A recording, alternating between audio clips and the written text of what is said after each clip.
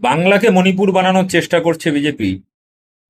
এরকম একটা পরিস্থিতির মধ্যেও একটি ভালো ভিডিও বিজেপির এক বড় নেতা জগন্নাথ চ্যাটার্জি, তিনি মুসলিম মহল্লায় গিয়ে মুসলিমদের আশ্বস্ত করছেন যে আর কোনো হামলা হবে না। ভিডিওটা সেই সমস্ত উগ্র, উচ্চিংড়ি, বহিরাগত লুম্পেনদের জন্য, যে তোমাদের নেতা কি বলছে, কিভাবে আশ্বস্ত করছে বাংলার মানুষকে, সাধারণ মানুষকে, মুসলিমদেরকে।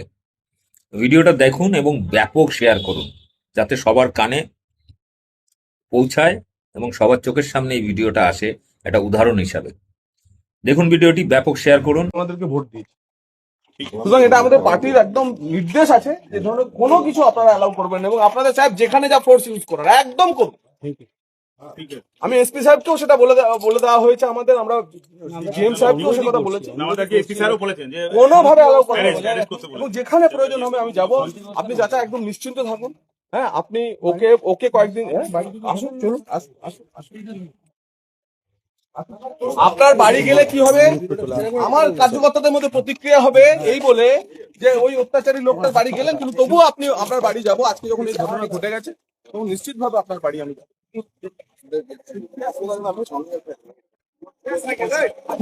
আমার কাছে হ্যালো, এখন ওই সময় এখন পরে কথা বলবো।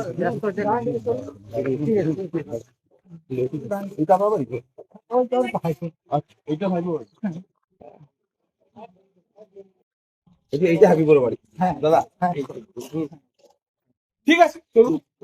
ঠিক আছে, ঠিক আছে, ঠিক আছে চাচা, ঠিক আছে। আর ও কি করবো আমি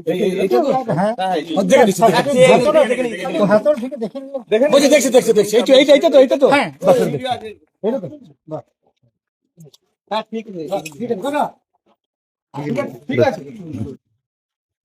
কাকা, আমি এসেছি যখন মায়েরা সবাইকে বলে গেলাম নিশ্চিন্ত থাকুন। হ্যাঁ, ফোর্সকেও বলে দেওয়া আছে, দরকার আপনি একটা পিকেট বসিয়ে দেবেন। অলরেডি চলছে, হয়ে গেছে। আমি হাত জোর করে আপনাদের কাছে আমি ক্ষমা চাইছি, আপনাদের কাছে। কিন্তু কি করা যাবে, আপনার বাড়ির লোকও চরম অত্যাচার করেছে 15 বছর ধরে, সেটা জানেন, কিন্তু তারপরেও আমি ক্ষমা চেয়ে যাচ্ছি।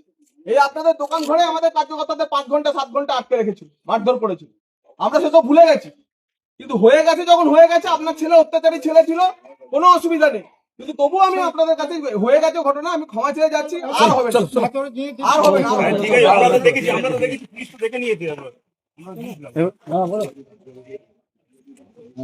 দাদা, আমাদের গ্রামীণ পুলিশ শুভম ব্যানার্জি।